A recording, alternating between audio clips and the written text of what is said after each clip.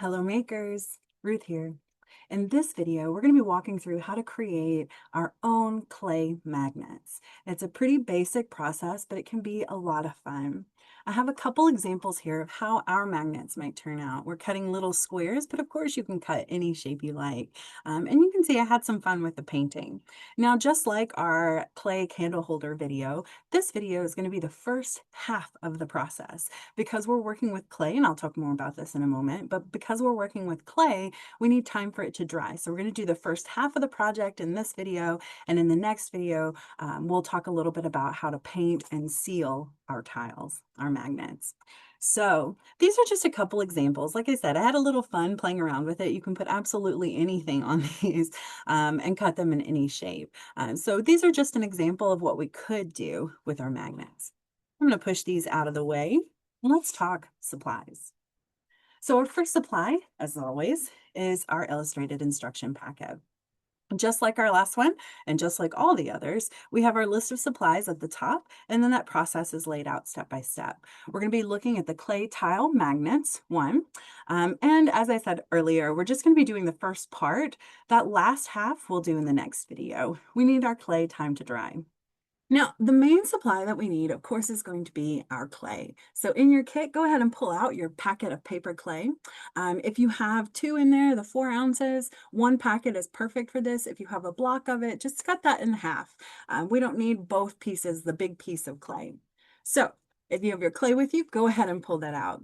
The paper clay that we're using today is an air dry clay, so it doesn't need a kiln. It doesn't need to be fired. It's just a clay that dries in the air. So it takes about a week for it to dry, which is why we're going to talk about painting and sealing in our next video. We're going to give it some time to dry.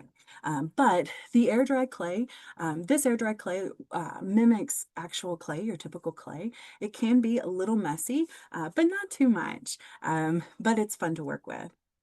So go ahead and pull out your paper clay. Now, there are a couple things that we need that are not included in the kit. The first one is something to cut our clay with. So typically I do like a clay knife, a palette knife, a butter knife, a ruler, a gift card. Those are all great things to use. But go ahead and pull out anything that you have that would do well to cut the clay. The second thing we need for our project today is something to roll our clay with. Now you can use a rolling pin if you have a clay rolling pin. You can use a brayer. You can use a PVC pipe. I almost always use a pickle jar. It's just easier for me to hold. In your kit, you'll see a bottle of Mod Podge, and you can use that. It's a smooth surface, so it's good for rolling out clay. You can use other items too, as long as it has that smooth surface for rolling. It's perfect for rolling that clay out. Now, you'll notice on our illustrated instructions that there are other supplies on there, paint, magnets, those things. We won't need them to start our project, but we will use them when we finish our project. The last thing I want to mention is a little cup of water. This is not something you have to have, but whenever you're working with clay, the more you handle it, the more you move it, the faster, more pressure you give, the more likely you're going to have some cracks. And so to remedy that, to fight against those cracks, we'll use a little bit of water. You don't need a whole lot. I just have this tiny little cup of water that I'm using for that. It's just kind of helpful. So these are our basic supplies. Our paper clay that we're using, something to cut our clay with, something to roll our clay with, and then a tiny cup of water so we can kind of smooth out those edges. So let's get started in our making. That first step, just like our last clay project, that first step is to kind of soften up that clay. So if you have your clay with you, go ahead and pull that out. So you have a little brick of that clay. What we're going to do, you may notice, is that it's kind of hard. So what we want to do to start off, like I said, is to soften that clay. And so to do that, we're just going to kind of squeeze. You'll feel as you're squeezing it that it's pretty stiff. And we just want to do this a little bit until it softens, right? So just kind of move it around, squish it around in your hands. If it's helpful to just kind of press it into a surface, do that. But what we want to do is just kind of soften it up to start.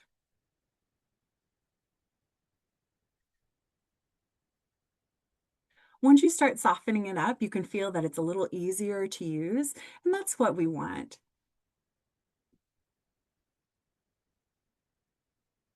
Once we soften our clay, we want to start rolling it into a ball, that big ball of clay, one big ball of clay.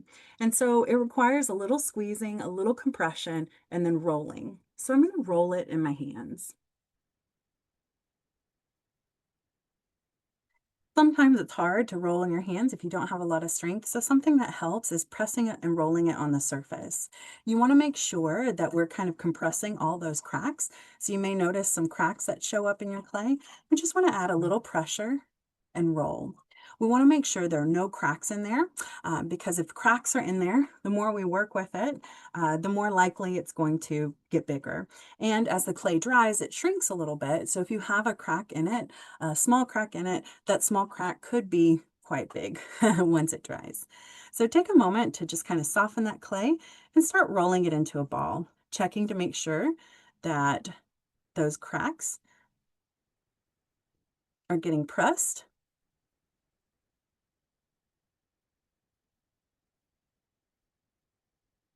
You can see I've got some cracks here and I'm just kind of giving it a little pressure to roll.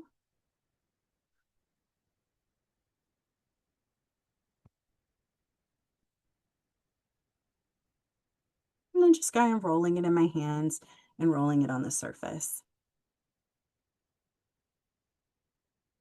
Just checking to make sure there's no little cracks or crevices there. Once we get into a ball and we can kind of see that there are no cracks or crevices, that next step is to roll that ball into a log. And that log doesn't have to be really long. What we're wanting to do is create a strip. And so this is the easiest way to do that without creating a whole bunch of cracks. So what I'm going to do with my ball of clay is I'm going to start to roll it with my hand back and forth to create a kind of log. So I'm just going to take my hand and just kind of give it a roll. I'm rolling it across the ball, the palm of my hand. And I want to go slow. I don't want to add a whole lot of pressure because I don't want those cracks to show up. So if you do notice that you're starting to get a crack like I am, just again, apply a little pressure and continue rolling. Don't apply a lot of pressure while you're rolling. We don't want it to get super to the right size real quickly. Again, because if it starts stretching quickly, we're more likely to get cracks. And so we want to kind of take our time with it. Feel free to pause the video to roll it out and then come back once you get your log. We want the log to be about 4 to 5 inches long. So it's just like a little bit wider than our hands. If you don't have a ruler, that's okay. One way to measure it is by going just over halfway on our illustrated instructions. So I'm about halfway now. I need it to be just a little longer. So I'm just going to kind of give it a little roll, still checking to make sure there's no cracks. And if cracks do come, I'm just giving it a little pressure to push those cracks back together and doing a little roll. I found that if you go kind of back and forth quickly and apply like a tiny bit of pressure, you get a more rounded shape. Okay. So I've got a little log here. I'm checking, I'm good on cracks. I don't have a lot of cracks, that's good. So my next step, once I get a log, a little log, that's just over halfway, my next step is to flatten it into a strip. And so we can see that here. You can use whatever rolling pin object you have. I'm going to be using my pickle jar. And so again, what we're wanting to do is kind of flatten it into a strip. We don't want to apply a whole lot of pressure because we don't want those cracks to come up. But if you do find cracks, that's okay. That little water cup is helpful in kind of sealing those cracks, right? So don't stress if the crack does come. Now, I'm going to take my rolling pin, my pickle jar, and just apply a tiny bit of pressure and then just kind of roll back and forth. We're wanting it to be a strip, so I'm just going up and down, up and down. I'm keeping an eye out for cracks, and you can see that I've got some cracks that are starting to come up. If you see that you've got cracks that are starting to appear, go ahead and stop rolling and just take a moment to dip your finger in the water, tap it on the side, and just kind of rub that clay back together. We don't want a lot of water. We want to just make sure that those cracks get put back together. And you might see them kind of on the edges too. You might see them on the edges too, those cracks, and that's okay. Again, just take a moment right then, dip your finger in the water, and just kind of rub those pieces back together. The cracks usually come when it's moved too quickly or when it's starting to dry out. It doesn't mean that we've done something wrong. So I'm just going to kind of flatten those edges, compress them, and put them back together. And I'm checking the both sides of my clay too. Just making sure. You may find that you are getting a little clay on your hands. That's okay. It's just a little messy, not much, easy cleanup. So what I'm going to do is continue to roll my clay out. I don't want it to be super thin. Just like our candle holder, we want it to be about a 1/4 inch thick. So it's not going to be super, super thick, super thin. I'm just going to continue to roll it out. Still checking for those cracks. And when those cracks appear, just taking a moment to dip my finger in water and smooth them back together. Okay. When our heater is on, or when it's really dry outside, it dries pretty quickly. And so we just want to keep an eye on our clay. Check our clay both sides to make sure that those cracks aren't getting big. So take a moment to go ahead and press your clay out into a strip that's about a 1/4 inch thick. It'll be about 8 to 9 inches long. That's kind of our goal.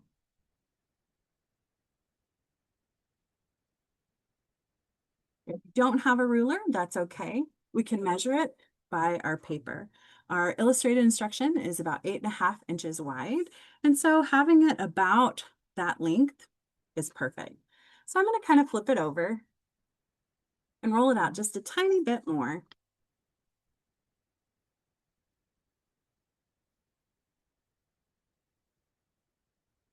Still not adding a whole bunch of pressure. And I want it to be somewhat even, right? So we want everything to be the same depth all the way across, or at least close to it. You may notice, like me, like mine, they're not exactly straight, they're not exactly smooth, and that's okay. It doesn't need to be perfect, right? We're just going to kind of create our own tiles. So I've got my piece kind of stretched out, and if I use my illustrated instruction to measure, I'm about 8.5 inches wide, which is good. Our next step is to do the cutting. So what I'm going to do is cut my clay into squares. Now you can do different size squares, you can do different shapes. If you have small cookie cutters, you can use that to create your tile, clay tile. But what I'm going to do is just kind of take my palette knife here. You can use a palette knife, a butter knife, a gift card, a ruler, a plastic knife. There are a lot of things. Anything that has kind of a thin, hard edge, you can use for cutting. So what I'm going to do is cut squares. You can see that my piece is kind of rounded a little bit. That's okay. So what I want to do is I'm going to take, I have a little skewer here, and I'm just going to kind of press into it just a little bit so I can see those straight edges, because I'm going to cut those curved sides off. And what this does is it helps me see a straight line. You can use the side of your paper to help measure it, but this way I'm just going to take my palette knife and cut it all the way down. Just cut a big square. So I've got extra clay that I'm pulling off, but I'm making my square shape. This extra clay you can re-roll and create more magnets if you want. I'm just kind of going ahead and just kind of smoothing out those edges. So I've got a big rectangle. Now, one of the things that I do want to mention when it comes to cutting our clay into pieces is that You want them about 1 to 3 inches. If you're using it as a magnet, you don't want like a huge piece. I mean, maybe you do, and that's okay if you do. But I would suggest doing about 1 to 3 inch tile or 1 to 3 inch squares or shapes. So I'm checking before I start cutting. I'm just checking to make sure my edges are smooth. If you have some rough edges, that's okay. Again, just tapping your finger in water and kind of rubbing those edges will smooth it out. We don't need a whole lot of water. We don't want our clay to be soaking wet, but we want to smooth those edges too. So my next step is to figure out the middle. And what I'm going to do is just kind of take my palette knife, cut my piece of clay in half-ish. And then I'm going to cut into little squares. Now, if you have, like I said, small cookie cutters or a different shape that you want to do, feel free to do that for sure. I'm just cutting little squares for mine.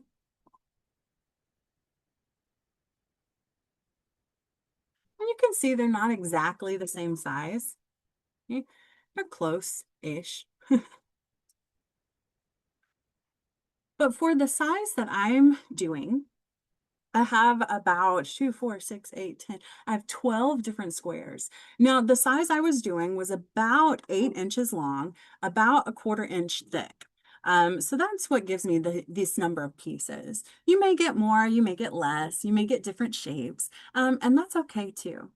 Once we get our tile cut, it's time to smooth those edges. So what I'm going to do is pull out just a little tray with foil on it because I'm going to use that to kind of let my pieces dry.